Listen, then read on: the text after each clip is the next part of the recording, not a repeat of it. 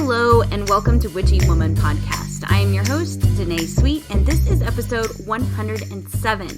Today we're going to talk about love magic. It's getting to that time of the year where all of the stores are shoving Valentine's Day down our throats, and love magic comes up a lot in my DMs around this time of the year, so I thought I would do an entire episode dedicated to love magic. First, I wanted to shout out to all the new Patreon members. I've had a surge in membership of the Coven, and I want to say thank you so very much for joining our group. I love our Coven group. I love the time that we spend in there, and I appreciate each and every one of you that participate and have subscribed to the Patreon benefits. If you want to join the Coven, go to witchywomanpodcast.com and click on Join the Coven. Okay, that's my shameless plug for my livelihood. So I totally forgot to do this at the beginning of the episode, so I'm actually recording this after the episode and adding this in. So let's do a card pull and get a little smoke clearing going on. Today I'm using Yerba Santa. Just smells good to me. Get a little smoke on my mic. All right. Got my cards all cleansed. And let's draw some cards. I am drawing from the Witch's Kitchen Oracle cards. I love this. It's got lots of herbs in it. So I'm going to ask what herb is going to help us get through this week. So let's shuffle a little bit.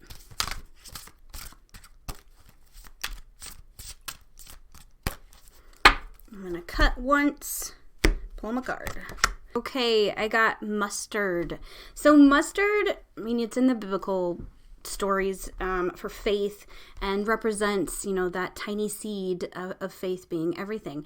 But this can also signify that your lack of belief has taken away a bit of your confidence in your practice. So if you can channel that idea of the mustard seed and how it represents faith, it may help you get through this week. You can put it in spell bags. You can use it as an amulet. It is a symbol of success and confidence.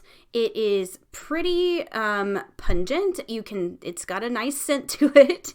You can put it in your dishes to add a little zest to it. It's great for kitchen magic, folk magic, whatever you want to use it in, whatever your path is. You can totally use mustard and the mustard seed.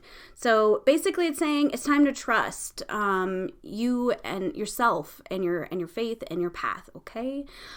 So hold on to that this week, and I hope that you have an amazing week. So let's talk about love magic now. So what exactly is it? Love magic is the use of spells and rituals to bring love, passion, desire, commitment. It is often a controversial topic, and the subject of consent comes up a lot in these decisions and discussions. And we will talk about that. But what I offer you first is a little history lesson on the origins and commonality of love spells throughout our magical past. The desire to have the person you lust after reciprocate those feelings is a powerful emotion and need. And when combined with magic, it can create either chaos or a night you will never forget. Okay, so first let's dive into just a little bit of history. Evidence of love magic have been found on cuneiform tablets from the ancient Near East, in ancient Egyptian texts, and in the Greco-Roman world, and in the Middle Ages. The earliest examples of love magic come from the ancient Near East, dating to, 2200 BCE. Cuneiform tablets recounting rituals of erotic magic have been uncovered. I'm going to murder this name, but it's Iraq, present-day Iraq. It used to be called Tel Ngara and Icene, but anyway, it's the present-day Iraq. Similar rituals are found in ancient Egypt, for example, on a piece of pottery dated to the 12th and 11th centuries BCE. That is amazing. So the subject of love for humans is always a prevalent topic. Always. One of the eras that I think about when I think about love magic is ancient Greece. There are records of erotic spells to lure love to you in ancient texts like the Greek magical papyri. Hope I'm saying that right. Love magic examples have been found on amulets and other artifacts dating from the 2nd century BC and sometimes earlier to the late 3rd century AD. And what I found really interesting and really loved when I was researching that subject is that erotic magic in ancient Greece dismissed modern conceptions about gender roles and sexuality, meaning you love who you love, and spells are for everyone and didn't conform to societal standards of gender identity or roles. So there was ancient Greece spells that were to bring in your same-sex lover. It really didn't matter. But there were some specific magic practiced by men and women. So there they did have some gender roles. But it was out of societal, how do I want to word this? It was because of society that these two forms of love magic existed. So women practiced a magic called philia. Philia is translated as brotherly love or friendship and is one of the 4 Greek words for love. Women in ancient Greece were often at the mercy of their husbands, and they would be left alone because men were allowed to leave their wives whenever the hell they wanted back then. And women were left alone to fend for themselves and no way to make money. So women used these spells to preserve their beauty and have peace of mind to keep their husbands faithful, because that was their entire livelihood, were their husbands. These spells that they performed were not for sexual. Jesus, I can't speak today. Thank you, Mercury. They were not for sexual gratification, but they were to keep their lives stable and balance the tables of power in their patriarchal society. That's what they were using magic for. Now, the opposite type that men used was called eros, is the love magic they used by men that they were. Seriously? I'm gonna start over. Eros is the love magic that was used by men and also by prostitutes. Men used Eros to make women fulfill their every sexual desire and for them to be desired by women. I mean, it was basically bring me all the good sexual stuff. The only women that used Eros magic were prostitutes, and they used it to gain clients and satisfaction of their clients and satisfaction for themselves sexually. When they were in this lifestyle as a prostitute, it created a life outside the patriarchy for them. They lived independently and answered to nobody, and they were most generally it was okay for them to be seen with one or more men. So you didn't have to just have one client. So they were using love magic as a means of employment and financial stability for the most part. And I know I mentioned Eros, the Eros magic that men use to bring sexual desire and fulfillment to themselves. This wasn't exclusively for women. Men used Eros to make other men lust after them and fulfill their sexual desires as well. If you know anything about Greek history, it's a beautiful time as far as that goes. They didn't. It was okay to love a man, to have the sexual pleasures of a man. I'm not sure about women loving women. I couldn't find much about that, but I didn't really dive into it a whole lot. So if anybody knows more about that, I would be glad to hear all about that because, I love that stuff. History is really funny that way. It's funny how one culture can really embrace the idea of love is so much more than one word. Like literally, Greek had four words for love to describe the different kinds of love that they had for each other. And other societies are like, no, love is first, you have to love your opposite sex. There are rigid gender roles and ideals. And I just find it interesting that different cultures vary so differently. Okay, totally got off there. Got off track. I didn't get off. Oh my God, I should delete that, but I won't. Okay. Anyway, another era that love magic played an important part in is the Renaissance. So love magic was done in secret back then and not near as common or prevalent in society as ancient Greece, but it was done for social purposes in the Renaissance area. So marriage was a huge thing in the Renaissance. Marriages meant your status in society.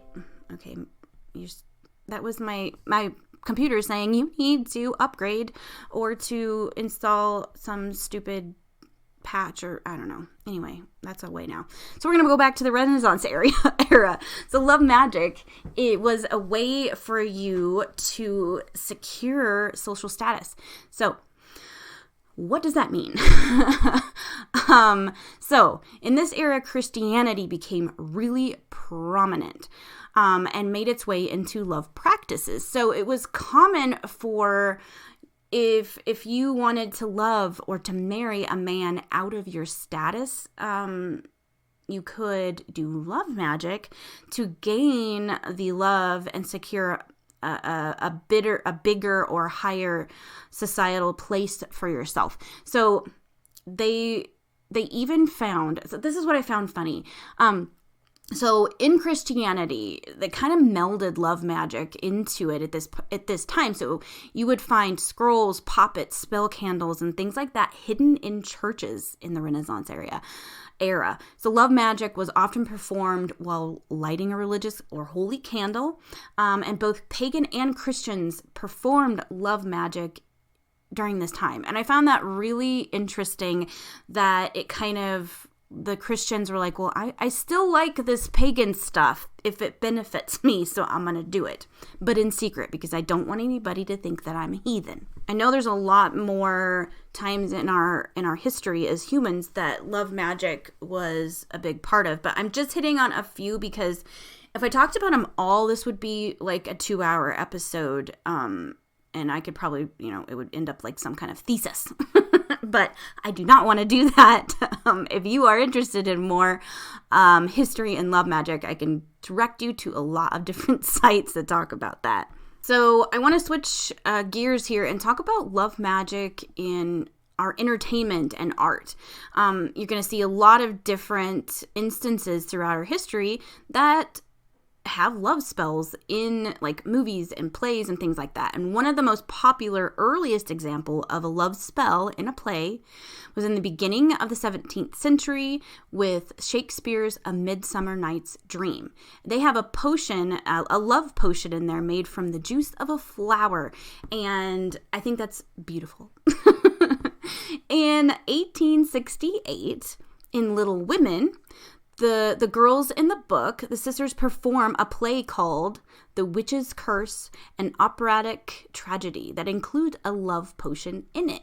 So seeing love magic in early pop culture is something that has seemed to make love spells popular. And one of the first things people think of when they think of spells, they think, love spells. Early other examples of love spells popped up in TV, like The Twilight Zone and Bewitched, just to name a few examples of that in TV. For music examples, we have Love Potion Number 9. That was in 1959, song by the Clovers. I Put a Spell on You was by Screamin' Jay Hawkins in 1956. And this one, everybody... I love this song, and when I first heard it, way back in the day, I didn't even think about it being a love potion song, but Tone Loc's Funky Cold Medina is all about a love potion and a love spell. But in my opinion, I think movies and TV have propelled witchcraft and love spells into pop culture more than anything. Some of those instances or examples are Love Potion Number 9, Charmed, Practical Magic, The Craft, Buffy the Vampire Slayer, just to name a couple. And this is funny. I found one. There's a whole My Little Pony episode that focuses on a love spell, which I find hilarious. And that has created, all these little examples in pop culture have created a surge in witchcraft, which is great. And as a result, the popularity of love magic in general. Most of my DMs, most of my DMs, there's 2 subjects people want to know about or want a spell for. They want a spell to find love or to bring a love to you or to make their lover faithful. And the other one is money magic. Those are the two things that are like the big themes that are in my DMs. And those are the things that I see on TV and movies a lot, is money magic, love magic. Those are great topics to make movies about. I mean, really. So the next thing I do want to talk about, and a lot of movies leave this out, is consent. Consent in love magic. And in some movies and shows, they definitely show that it could be, have negative effects. But I want to talk about consent. And before I want to talk about it, I want to say I'm on the side of thinking that each person's magical practice is your own. Your practice is a blend of your goals, your morals, beliefs, and culture. And who am I to say not to do something? Okay. So I'm not going to tell you not to do love magic because that's your practice. If you want to do it, do it. And I'm not going to tell you to do it if you're against it. This is just information. So I'm going to present some pros and cons to love spells with and without consent. And you can make your own decisions. I just thought this is something really important that I should touch on, especially if you're a new practitioner or if you've never really dove into love magic and you just kind of want something to chew on for a little bit. So some witches have a basic rule that they don't do spells on others without their consent. Some don't. And then there's those who are in the middle somewhere. So let's go with the subject of having consent. For my relationship with my husband, we have a blanket consent for spells and rituals as long as it is for our combined highest good. That means I don't do spells on him to make him want to buy me shit or change his belief systems or his morals. Those are his, and I'm not going to affect those. Those are his free will. Some examples of spells that we deem okay are like confidence spells if he's going through something, a money spell for our financial well-being, health and wellness spells, and there's a whole bunch of others like that.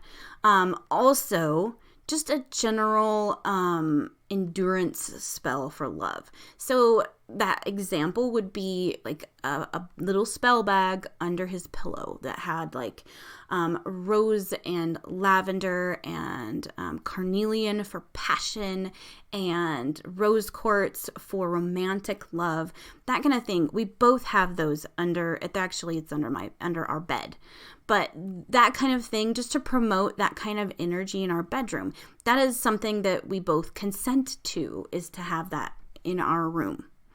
The benefits of consent is that the target has the same intentions, and that just helps strengthen your spells. Another benefit of having consent would be that you don't have that emotional, or I don't even know how to word it, but there's going to be a block in there somewhere because you're going to have a doubt. Some kind of doubt is going to creep in. If you're doing, a lot of times it's going to creep in, if you're doing a love spell on a target you don't have consent from. So you're going to have that, is this going to work? Do they really want this? What if they don't want this? All those human thoughts are going to go through your head. Now, if you have consent, they're not there because you know the person is consenting to what you're doing. I hope that makes sense. Another benefit is that you can plan it. You can plan with the both of you. You can plan the right moon phase or planetary alignment that you are looking for. Planning has a lot to do with the success of spells. And if you have consent, you can both participate in the planning of it. You can both actually participate in the spell. You can be there in the same room together, and that only intensifies the power and the success of spells. And I just thought of an example for when you don't have consent and you do a love spell. Does everybody remember in Practical Magic when Sandra Bullock does the spell when she's a kid to bring the perfect man to her because she knows the perfect man doesn't exist or something like that, whatever. She puts this love spell out there and then this person comes to her and is exactly how she described in her spell as a child. And now she loves this man, but there's that self-doubt and they're like, oh my gosh, I did a spell on him I did a spell on him. He doesn't really love me. I did a spell on him. So there's going to be that kind of aspect. That's a great example of what happens when you don't get consent and then you do end up falling in love with each other. That little bit of doubt, like, is it real or did it just happen because of magic? So that's another example of not having consent. Also, spells with consent are less likely to bite you in the ass. So some witches and people have wards and protection up that bounce spells back at you, like a return to sender spell. And those can really suck if you're getting that back at you. Usually, most of those return to sender spells return a smack in the butt or a slap on the wrist that's 3 times worse or more. So if any spell comes at me, it's coming back at them with very specific repercussions. So if you are doing a spell on somebody that practices witchcraft and you do not have their consent, that's one of the things that you're gonna have to be ready for. Do they have a return to sender ward type thing set up? Yeah. Other cons is that not getting consent can be a danger to the target as well. If it is a love spell, you run the risk of affecting their free will. It really does. If they are in love with another person and you do a love spell to turn that relationship sour and direct their love to you, this changes more than a few life trajectories. Because this person was in love with someone else and you changed their free will, some of those consequences could be that their love now directed at you is going to be fleeting, will fade fast, or they will turn against you or could turn against you if they find out you did a love spell, and you will most likely have some doubt and guilt related to the relationship anyway, like I mentioned before, because it didn't start out, the relationship didn't start out organically. And I'm not saying these things to turn you away from love magic. I'm just giving you the information. You do with it what you want. There are definitely instances that I can see consent should be pushed aside, though. So I'm going to give you a totally made up example. My sister is fine.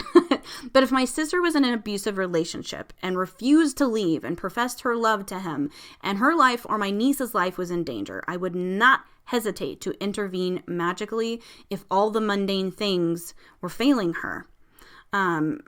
A love spell to turn her sour to her partner to see his true self would be one I'd consider. There are some spicy other kinds of magic I definitely use on her abuser, but this is not that episode to discuss. This is just a tip of the iceberg on the subject of consent in witchcraft, but it is a start and something that you can think about as it pertains to your own practice. And nobody is saying that you have to have an opinion, a very firm opinion on this right now. This is something that can change and evolve throughout your witchcraft practice. It can change as you add deities to your practice or change your beliefs altogether. It's something that is fluid, I believe, but to each their own. So let's talk about some common spell ingredients or items used for love magic. So if you just Google love magic or love spells, you're going to see charms, spell bags, or mojo bags, as sometimes they're referred to. I choose spell bags as the word because I feel like mojo is pointing to a specific practice. Candle magic is also popular. Some items, body fluid and hair are some very common items that I see in love spells. For example, if you have their hair, your target's hair, you can make that part of the spell to represent them in a spell bag to attract them to you.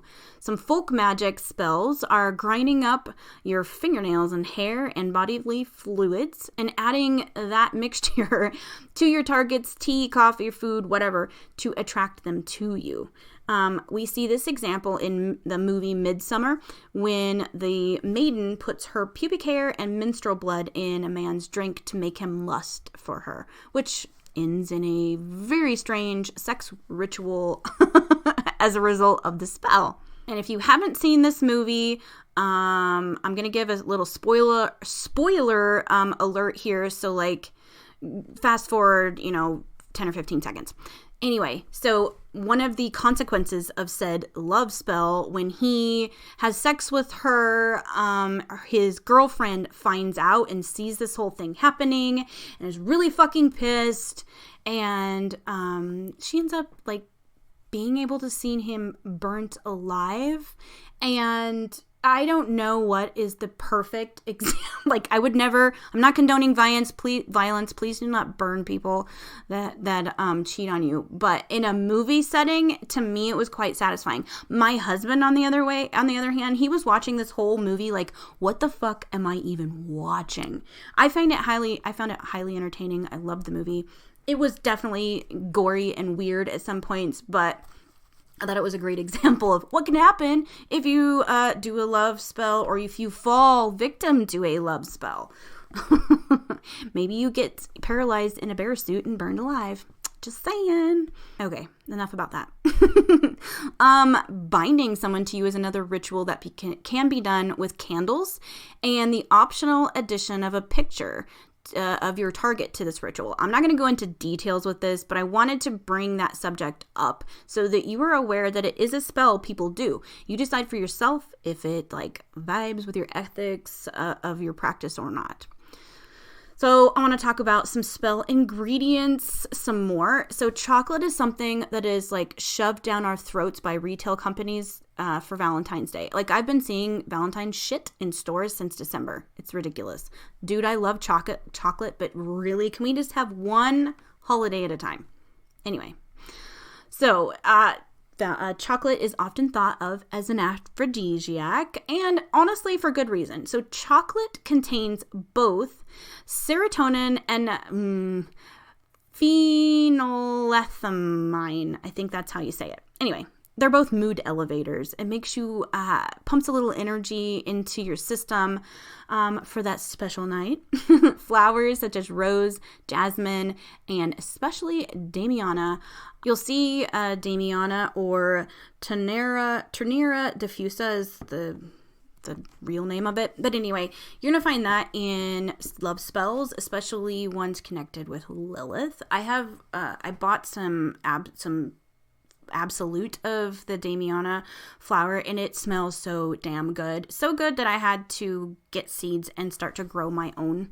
I cannot wait until they get big and bloom and I can have a big like bunch of them outside my window in my bedroom. I thought that would be a nice touch for some bedroom magic. Have a little bit of aromatic stuff going on this spring and summer.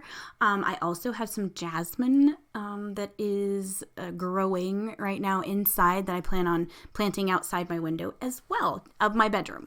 When we think about colors for love magic, the Valentine stuff, we obviously think shades of pink and red. Red being often used for lust and passion spells. Wearing an oil to attract love, passion, and desire is also very common. You'll see different varieties in shops for this, but I do recommend making your own if you have the means to do so.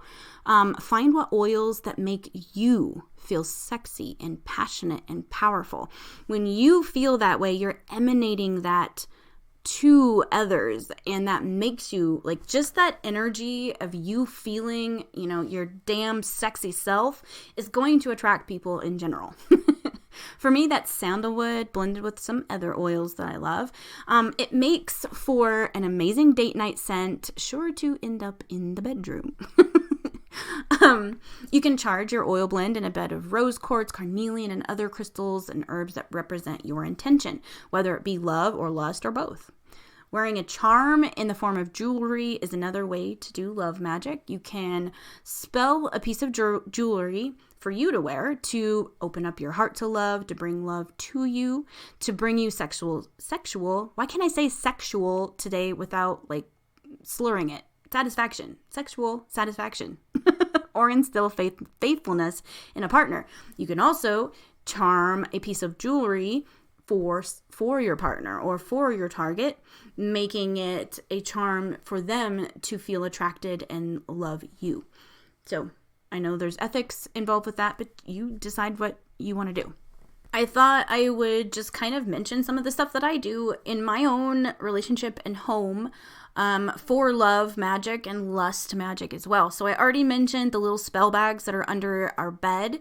Those are for lust, desire, romance, all of the things that I want in my bedroom, that we want in our bedroom. We want all of those things present throughout the house. I have next to where we sit, like we have spots, everyone has like a favorite seat in the house, a favorite spot to watch TV. So by that, I have spell bags underneath our chairs and things like that are rose quartz, something to make us feel peaceful and kind of cuddly in our time we get to spend with each other in the afternoons. So I have like rose quartz. I have some amethyst just to add that little peaceful feeling to it. I have, what else? Oh, I have some orange calcite just to light up our sacral chakras in a gentle kind of way. I feel like that's if you want it a little more gentle, I do love orange calcite.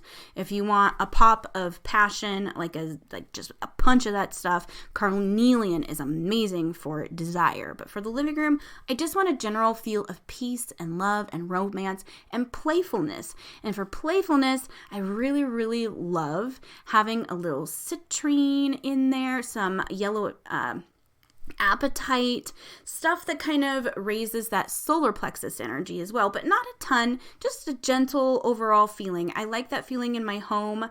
I also really like crystals that allow us to speak our desires and needs to each other. So in our bedroom, I also have some blue apatite sitting by our bed just to promote that feeling that we can speak our truth. Our throat chakras are open, and while you're in bed, you can say, I would love you to do this, that, or whatever.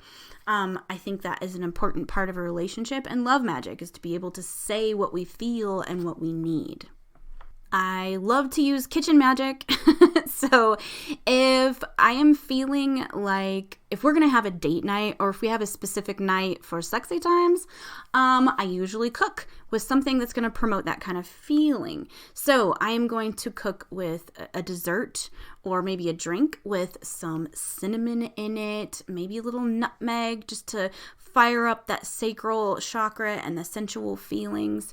I'm also going to use, in my main dish, I love to use things like spicy stuff. That doesn't always play well in the bathroom before bedtime, before the sexy times, but I like to include stuff that will spice up our bedroom feelings or that energy. So think red pepper. For me, it's red pepper, turmeric, anything that I love curry, and have that like intention that while I'm cooking the curry, if it's a little spicy, this is going to promote spicy emotions for each other, desire and passion.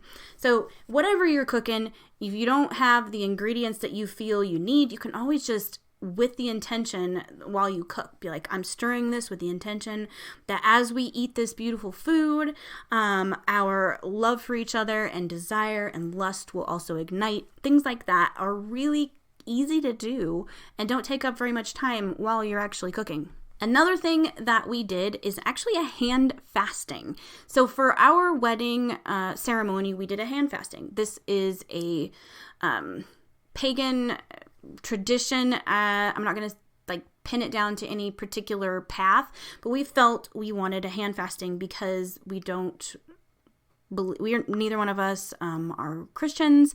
We don't believe in all that, but we wanted a sacred ceremony to bind us to each other. And essentially that is what a hand fasting is. You're literally taking a cord that's been braided to represent you both and wrapping it around each of you during the ceremony, your hands.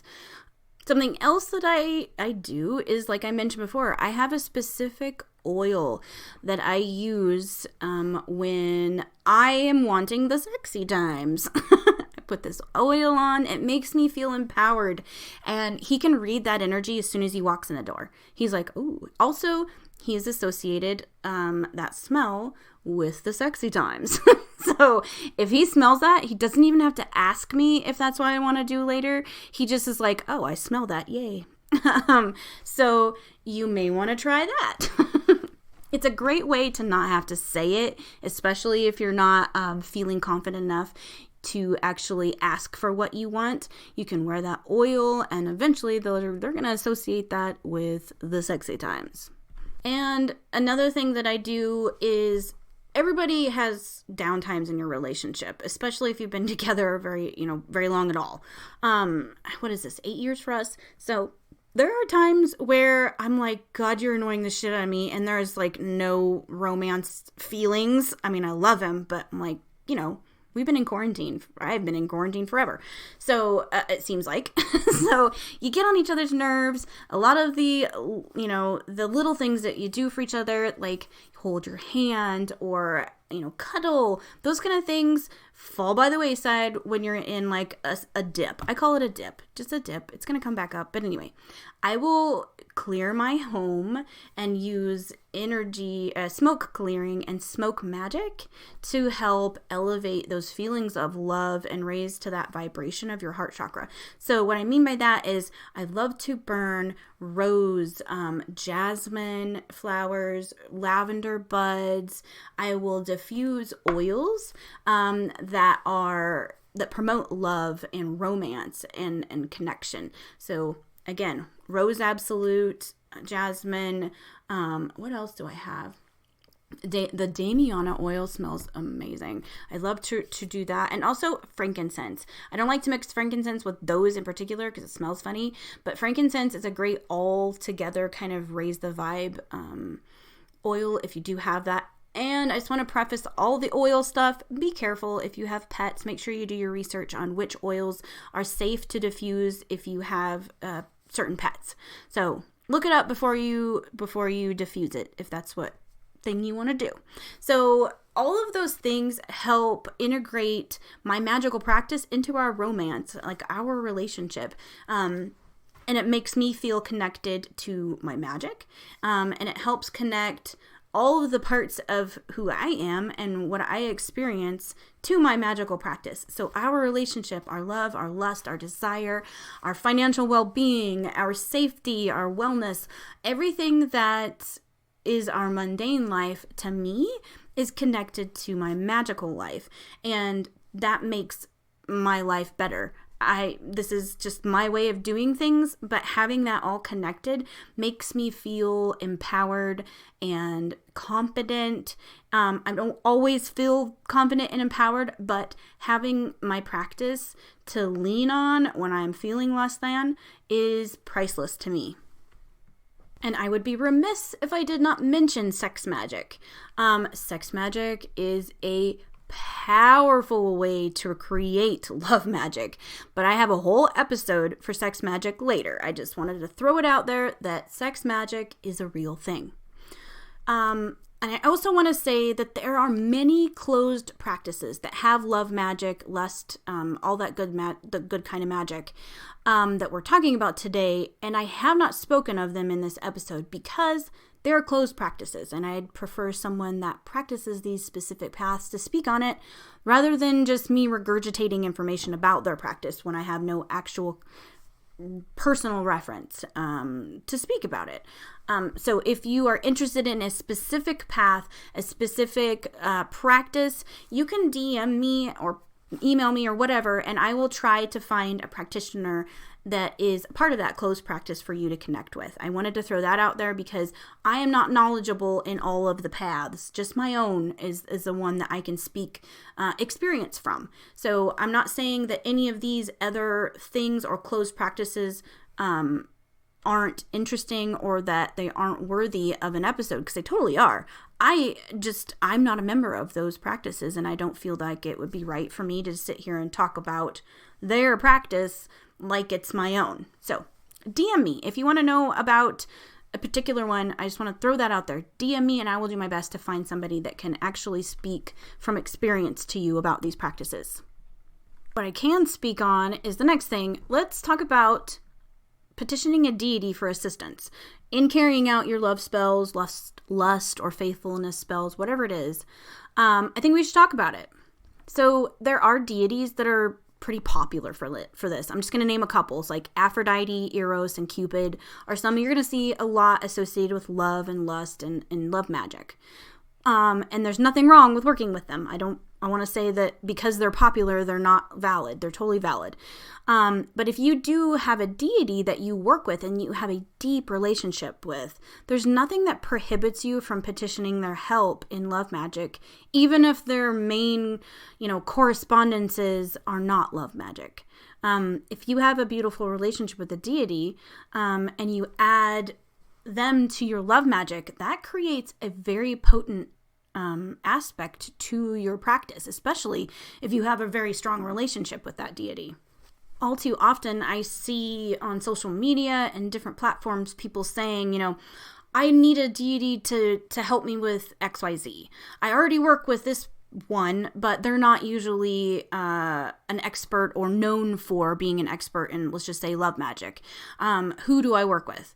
Well, if you already have a deity that you work with and that you have an established trust with, I would go with that deity instead of just picking a random one out of the air to work with that is, according to social media and some books, most popular for love magic or whatever intention that you are trying to get at. That'd be like, to me, knowing I have an amazing tattoo artist that's done like 4 amazing tattoos for me that are beyond my expectations, and we have a trust and a mutual rapport. And instead, I was like, I want to get this beautiful big tattoo. I'm going to choose a random tattoo artist from the phone book because they're listed in the phone book. That was a really outdated example because I used the word phone book, but replace that with like Google. So I would be choosing a random person that I have no relationship with, no trust with, and no experience with over somebody that I already work with all the time.